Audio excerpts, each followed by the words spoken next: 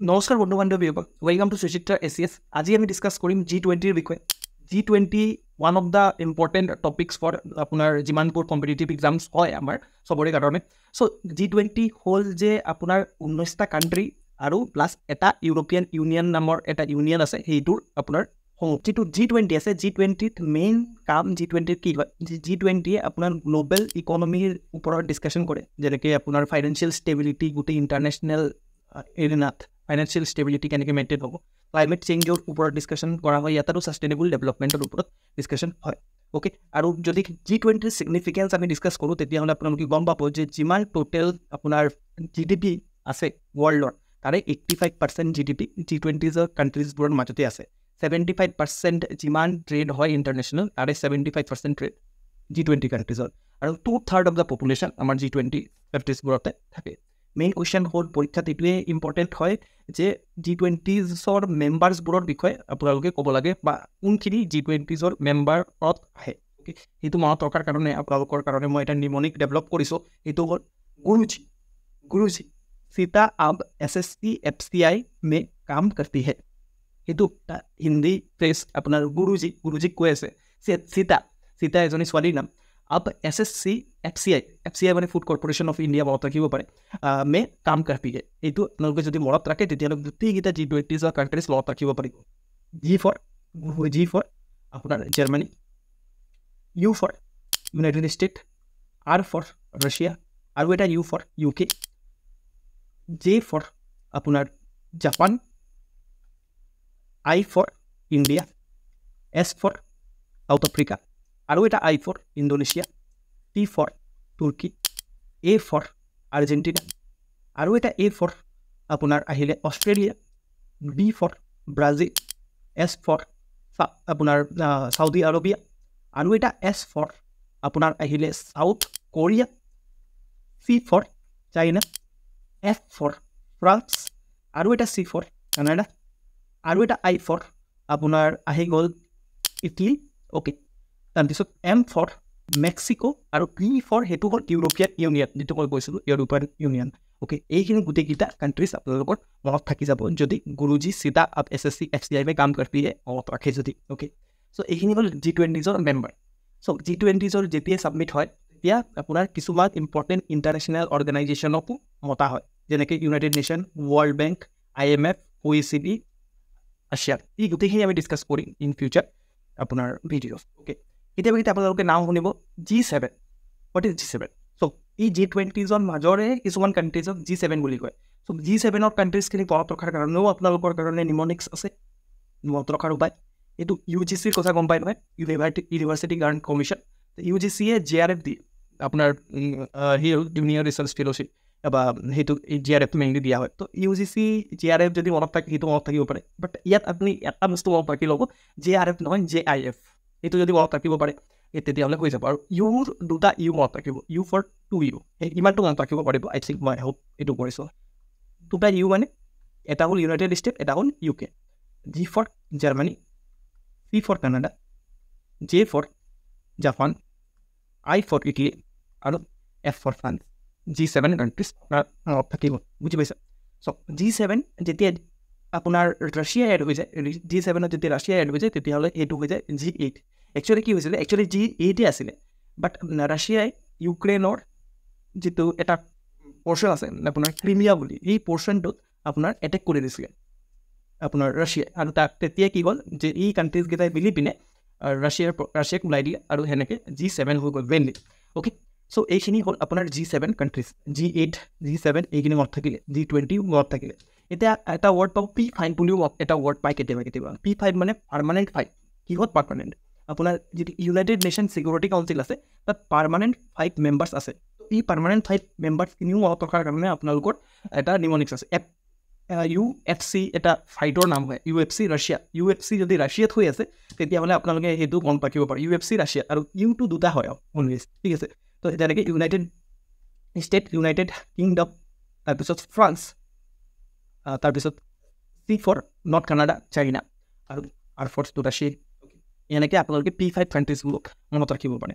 Okay, বাট আমি এতিয়া specifically G20ৰ বিষয়ে ডিছকাছ কৰি হিষ্টৰিকেল বেকগ্ৰাউণ্ড ডিছকাছ কৰোঁ সো G20ৰ যিটো ফৰ্মেশ্যন হৈছিলে আপোনাৰ আফটাৰ দ্য এছিয়ান ফাইনেন্সিয়েল ক্ৰাইচিছৰ পিছত মেইনলি আপোনাৰ ফৰ্মেশ্যন হৈছিলে তেতিয়া এছিয়ান ফাইনেন্সিয়েল ক্ৰাইচিছ হোৱাৰ পিছত যিমানখিনি কাণ্ট্ৰিজ আছে সিহঁতি ভাবিলে যে যিমানখিনি ফাইনেন্স মিনিষ্টাৰ কাণ্ট্ৰিজবোৰৰ আৰু প্লাছ আপোনাৰ চেণ্ট্ৰেল বেংকৰ গভৰ্ণৰে ডিচাইড কৰিলে যে আমি ডিছকাছ কৰিম যে ফাইনেন্সিয়েল ক্ৰাইচিছবোৰ কেনেকৈ ৰখাব পাৰোঁ আৰু একৰ্ডিংলি আপোনাৰ 1999ত প্ৰথমবাৰৰ কাৰণে G20ৰ ফৰ্মেশ্যন হ'ল বাট তেতিয়া আপোনাৰ অকল মত ৰাখিব যে ফাইনেন্স মিনিষ্টাৰ আৰু যিটো চেণ্ট্ৰেল বেংক আমাৰ যেনেকৈ চেণ্ট্ৰেল বেংক RBI আছে চেণ্ট্ৰেল বেংকৰ গভৰ্ণৰে আপোনাৰ তাত বহি পিনে ডিছকাশ্যন কৰিছিলে গ্ল'বেল ইকনমিক আৰু ফাইনেন্সিয়েল ইছ্যুজবোৰ ৰাইট এতিয়া চাওক পিছত যেতিয়া আপোনাৰ 2008ত গ্ল'বেল ফাইনেন্সিয়েল ক্ৰাইচিছ আহিলে তাৰপিছত নিড এটা আহিলে যে নহয় অকল ফাইনেন্স মিনিষ্টাৰ আৰু চেণ্ট্ৰেল বেংকৰ গভৰ্ণৰে ডিছকাছ কৰিলেই নহ'ব হেড অফ দ্য ষ্টেটো মিটিং কৰিব লাগিব বা হেড অফ দ্য গভৰ্ণৰেও আহি পিনে মিটিং কৰিব লাগিব আৰু একৰ্ডিংলি আপোনাৰ 2009ত এই যিটো G20 আছে তাক premier forum for international economic corporation বুলি ডিক্লেয়াৰ কৰি দিয়া হ'ল আৰু লগে লগে কি হ'ল যে ৰেগুলাৰ বেচিছত বছৰত এবাৰ হ'লেও যিটো হেড অফ দ্য ষ্টেট বা হেড অফ দ্য গভৰ্ণমেণ্টে আহি পিনে ডিছকাশ্যন কৰে অ'কে এটা আপোনাৰ G20ত ট্ৰায়কা ছিষ্টেম আছে এই ছিষ্টেমটো হয় কি চাওক G20ত মেইনলি কোনো পাৰ্মানেণ্ট হেডকোৱাৰ্টাৰ নাই ইয়াত ট্ৰায়কা ছিষ্টেম চলে ট্ৰায়কা ছিষ্টেম কি হয় যে ইয়াত মেইনলি তিনিটা কাণ্ট্ৰিক প্ৰেচিডেঞ্চি দিয়া হয় তিনিটা কাণ্ট্ৰিৰ প্ৰেচিডেঞ্চি যেনেকৈ আমি 2023ত প্ৰেচিডেঞ্চি যিটো G20 আছে G20 প্ৰেচিডেঞ্চি আমাৰ ওচৰত আছিলে G20 কাণ্ট্ৰিজবোৰৰ মাজতে যিটো তাৰ প্ৰেচিডেঞ্চিটো ঘূৰি থাকে তো এইটো হ'ল প্ৰিভিয়াছ প্ৰেচিডেঞ্চি আৰু এতিয়া 2024ত ব্ৰাজিলৰ ওচৰত আছে আৰু 2025ত চাউথ আফ্ৰিকাৰ ওচৰত প্ৰেচিডেঞ্চি থাকিব সেনেকৈ ট্ৰায়কা ছিষ্টেমত গোটেই আমাৰ G20ৰ ছাবমিটবোৰ হয় অ'কে আৰু যদি G20ৰ যিটো ষ্ট্ৰাকচাৰ আছে সেই ষ্ট্ৰাকচাৰটো যদি ডিছকাছ কৰোঁ আমি অলৰেডি ক'লোঁ যে হেড অফ দ্য ষ্টেট যিটো আছে হেড অফ দ্য ষ্টেটে প্ৰত্যেক বছৰত এবাৰ মিটিং কৰে তাৰ উপৰিও পেৰালেলি দুটা আপোনাৰ কি হয় যে ট্ৰেক চলি থাকে এটা হ'ল শ্বেৰপা ট্ৰেক আৰু এটা হ'ল ফাইনেন্সিয়েল ট্ৰেকটো যিটো মনত ৰখা একেবাৰে ইজি য'ত আপোনাৰ G20 ফৰ্মেশ্যন হোৱাৰ সময়তে যিটো ট্ৰেক আছিলে তেতিয়া আপোনাৰ ফাইনেন্স মিনিষ্টাৰ আৰু চেণ্ট্ৰেল বেংকৰ গভৰ্ণৰে মেইনলি ডিছকাশ্যন কৰিছিলে এইটোৱে মেইনলি আপোনাৰ ফাইনেন্সিয়েল ট্ৰেক এতিয়া কি হয় যে বছৰত 4বাৰ তাহাঁতি মিটিং কৰে আৰু মেইনলি ফাইনেন্সিয়েল আৰু ফিস্কেল আৰু আপোনাৰ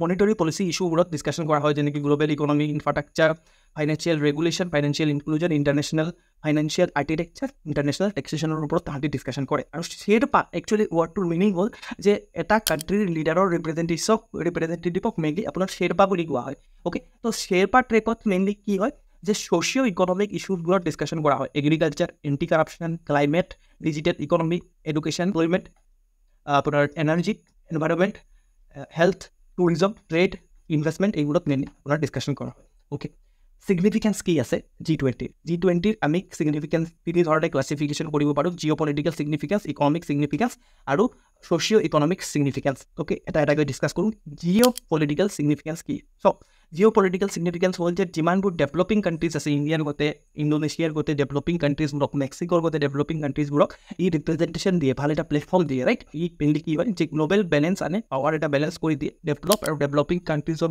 মাজত এটা পাৱাৰ বেলেঞ্চ কৰি দিয়ে অবভিয়াছলি ই এটা বাইলেটাৰেল মিটিঙৰ অপৰচুনিটিছো দিয়ে যেতিয়া G20ৰ মিটিং হয় নিজৰ কাণ্ট্ৰিবোৰে বাইলেটাৰিও মিট কৰে ইণ্ডিয়া ৰাছিয়াৰ লগত মিট কৰিলে এনেকুৱা ধৰণে মিটিঙো হয় আৰু যিমানবোৰ গ্ল'বেল ইছ্যুজ আছে সেই গ্ল'বেল ইছ্যুজখিনিৰ ওপৰতো G20ত ডিছকাশ্যন কৰা হয় ক্লাইমেট চেঞ্জ গ্ল'বেল ৱাৰ্মিং এইবোৰৰ ওপৰতো মেইনলি ডিছকাশ্যন হয় অ'কে আৰু ইকনমিক ছিগনিফিকেঞ্চ কি আছে মই অলৰেডি আপোনালোকৰ লগত ডিছকাছ কৰিলোঁ যে 85% অফ দ্য গ্ল'বেল GDP আমাৰ G20 কাণ্ট্ৰিজতে আছে so' very important for economic point of view আৰু আমি যদি চাওঁ যে গ্ল'বেল যিমানবোৰ ক্ৰাইচিছ আছে ক্ৰাইচিছবোৰ ৰেছপণ্ড কৰাত G20 কাণ্ট্ৰিজবোৰে অগ্ৰণী ভূমিকা পালন কৰে অ'কে আৰু ইয়াত যদি আমি চাওঁ যে আপোনাৰ ইকনমিক ৰিলিফো দিয়ে যে যদি ফৰ এক্সাম্পল COVID-19 আহিছিলে তেতিয়া কি হৈছিলে যে যিমানবোৰ কাণ্ট্ৰিজৰ মাজত ডেপ্থ লৈছে সেই ডেপ্থ পে'মেণ্টটো ছাছপেনশ্যন কৰিছিলে অ'কে ছ'চিঅ' এনভাইৰনমেণ্টেল ছিগনিফিকেঞ্চ যদি আমি ডিছকাছ কৰোঁ তেতিয়াহ'লে আমাৰ climate change sustainable development gender ইকুৱেলিটিজৰ গোটেই কথাৰ মেইনলি ইয়াত ডিছকাশ্যন কৰা হয়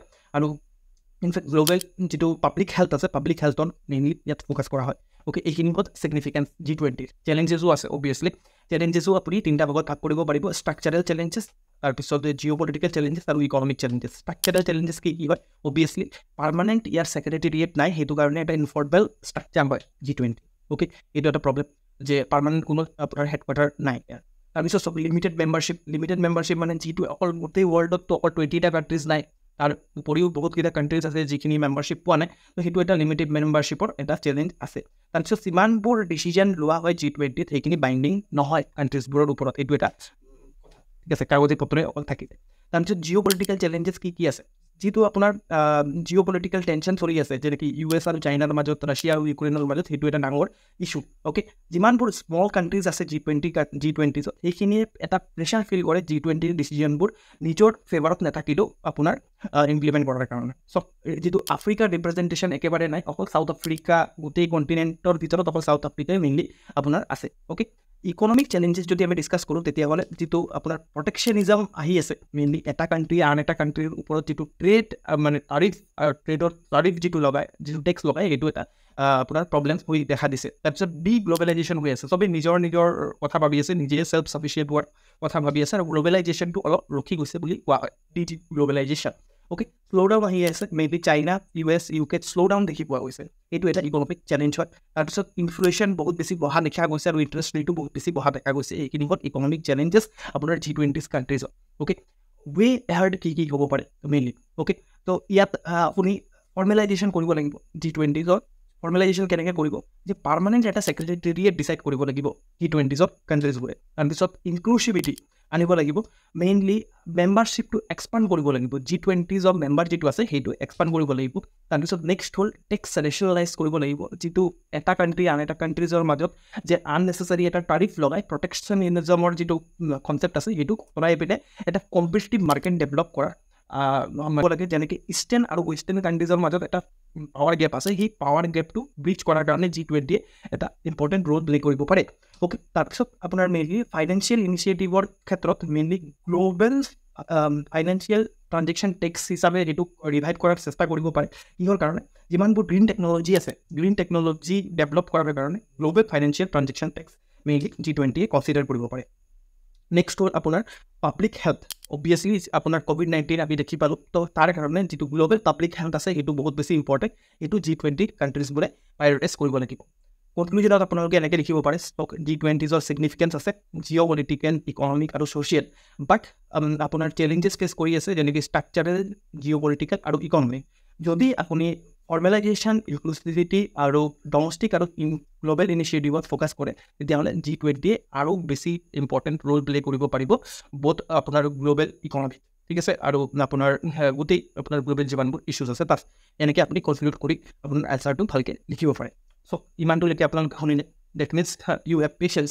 তো সেইটো কাৰণে আপোনালোকৰ কাৰণে বনাছ এটা আছে, সেইটো হ'ল ডেমো ক্লাছ। আমি যিটো আছে আপোনাৰ ফাউণ্ডেশ্যন ক্লাছ কৰাই আছোঁ, তাৰে ডেমো ক্লাছ আপুনি 7 দিনৰ ডেমো ক্লাছ ফ্ৰীতে পাব পাৰে, জাষ্ট এই পাৰ্টিকুলাৰ নাম্বাৰটোক কল কৰিলেই হ'ল। আৰু আপোনালোকে যদি আমাৰ টিচিং ভাল পাইছে তেতিয়াহ'লে আপোনালোকে কেৱল 999 ৰুপিজ পাৰ মান্থ দি পিনে আপোনালোকে আমাৰ ক্লাছে জইন কৰিব পাৰে, আৰু তাৰ কাৰণে কোনো এডমিশ্যন ফিজ আৰু ৰেজিষ্ট্ৰেশ্যন ফিজ দিব নালাগে।